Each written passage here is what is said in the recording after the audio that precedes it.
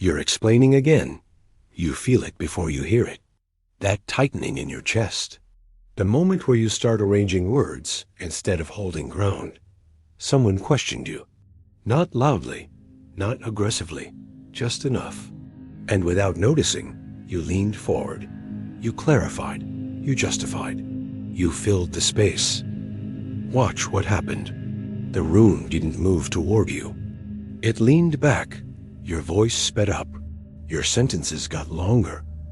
Your certainty began to sound like a request. You thought you were being clear. You thought you were being reasonable. You thought explanation meant strength. But something slipped, subtle, invisible. The frame shifted. They weren't listening anymore. They were evaluating. You felt it when they stopped responding fully. When their eyes changed. When the silence stopped belonging to you. Now you're talking into a vacuum you created yourself. Trying to recover a position you didn't realize you surrendered. You can't point to the exact second it happened. That's the problem. No one attacked you. No one overpowered you. You volunteered. You handed over authority sentence by sentence. Not because you were weak, because you were conditioned. Conditioned to believe that being understood is safer than being unmoved. That clarity earns respect. That silence is a liability. Notice how exposed you feel right now. Not because of what they did, because of what you revealed without being asked. Pause there. Do you approve before I continue to the next point? You were taught that explanation is virtue, that good people clarify, that if someone misunderstands you, the moral move is to correct the misunderstanding. You believed that being transparent would protect you, that if your intentions were clean, the outcome would be clean too, so you explained. Again and again. You thought explanation would close the gap. Instead, it widened it. What you were promised was fairness. That if you laid everything out, others would meet you halfway. That logic would settle tension. What actually happened was inspection. Every explanation became a handle. Every justification became an opening. Every clarification invited a follow-up question you never controlled. Reality didn't reward your intention. It rewarded positioning. The world doesn't pause to verify whether you meant well. It responds to signals. And explanation is a signal of movement toward the other person's frame. You weren't punished because you were wrong. You were punished because you tried to prove you weren't. Psychology doesn't care about fairness. Social systems don't reward moral effort. They reward alignment with power dynamics. When you explain, you accept the premise that you owe access, that your position is provisional, that someone else has the right to audit your stance. You followed the rule perfectly, and the rule failed you, not because people are evil, because systems are indifferent. Nature doesn't pause to hear a gazelle's reasoning. Markets don't slow down for intention. Authority doesn't emerge from being understood. It emerges from being unmoved. The belief that explanation protects you is comforting. That's why it survives. But comfort is not leverage. And the moment you realize that, something sharp breaks inside you. This is where people get uncomfortable. Because what comes next wasn't taught to you on purpose. Strategists understood it. Rulers practiced it. Philosophers hinted at it carefully. Sun Tzu wrote that strength is most effective when it is unreadable. That when intent is visible, it becomes targetable. This wasn't poetry. It was instruction. Modern psychology echoes it quietly. Uncertainty increases perceived power. Predictability lowers status.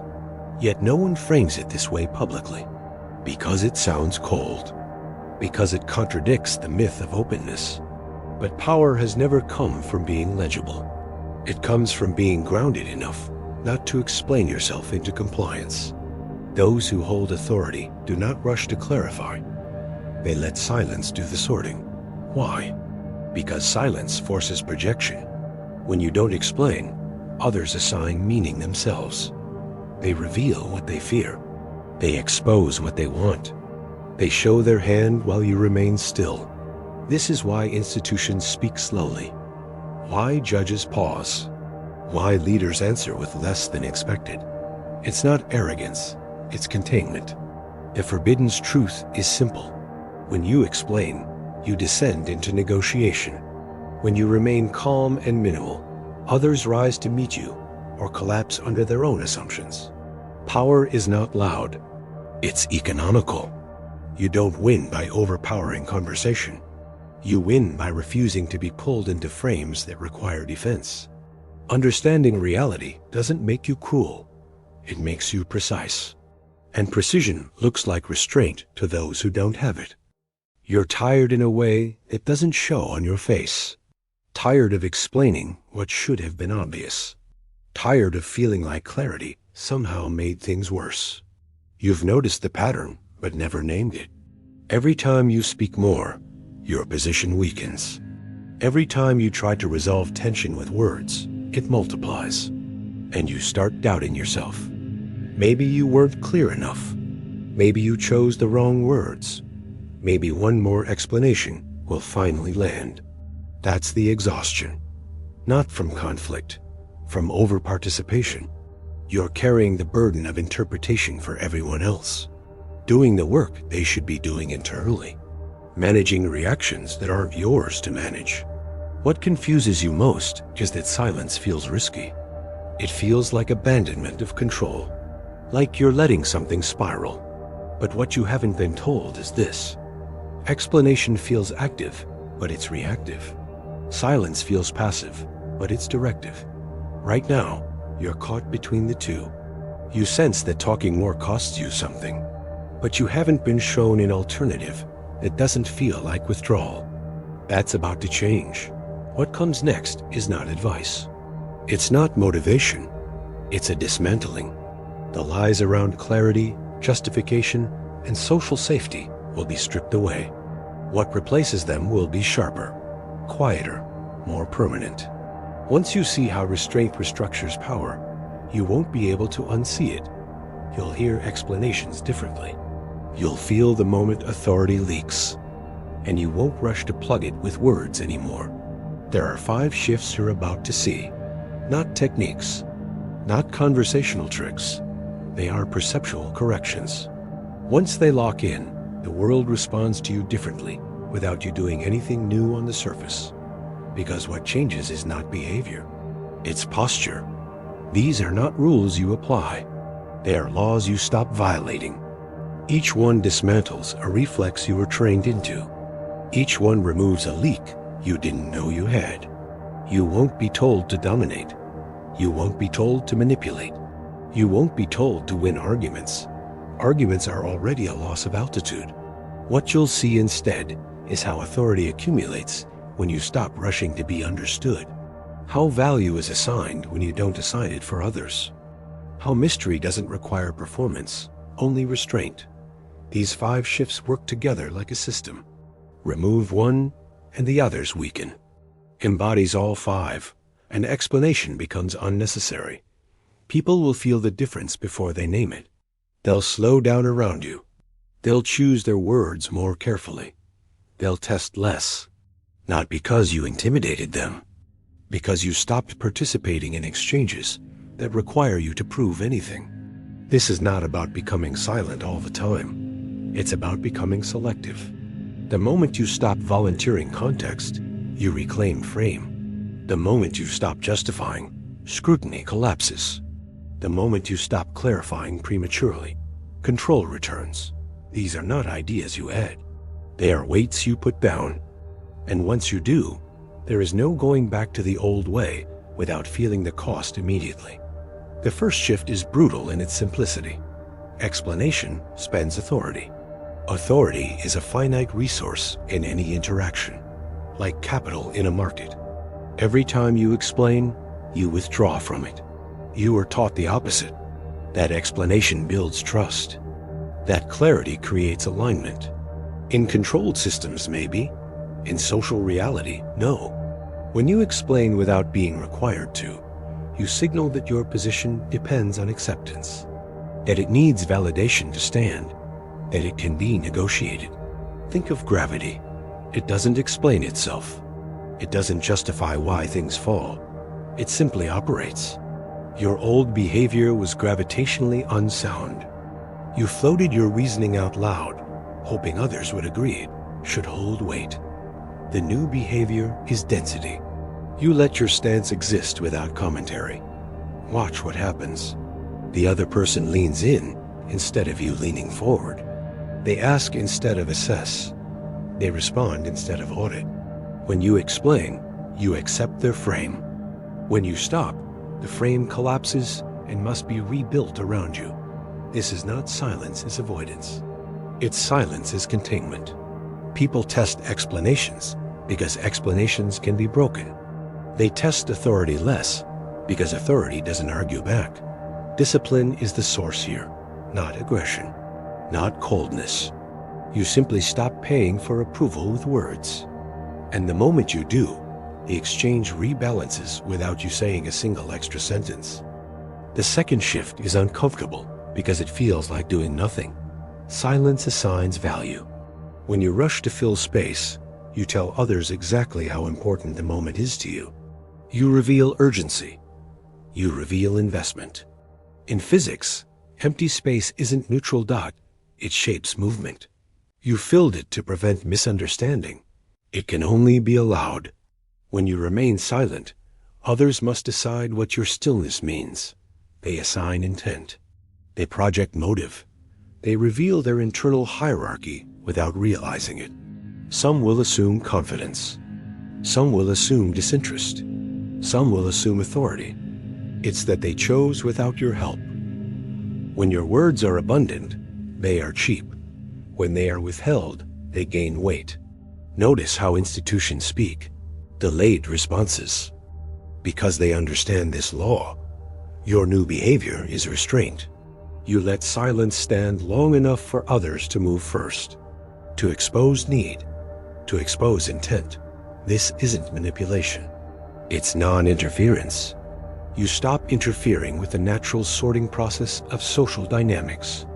And the moment you do, you regain leverage without effort. The third shift sharpens everything. Mystery amplifies power. Power is not certainty. Certainty is static. Power is range.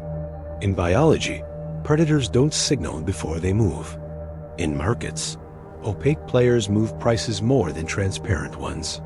Your old behavior made you legible, easy to read, easy to anticipate. You explained your motives, clarified your intentions, removed all ambiguity. And in doing so, you removed tension. Mystery is not deception. When people cannot fully map you, they slow down. The moment you justify yourself, you collapse that range. You become predictable. Predictable things are managed. Your new behavior is containment of intent. You act without narrating. You decide without announcing. Others respond differently to this immediately.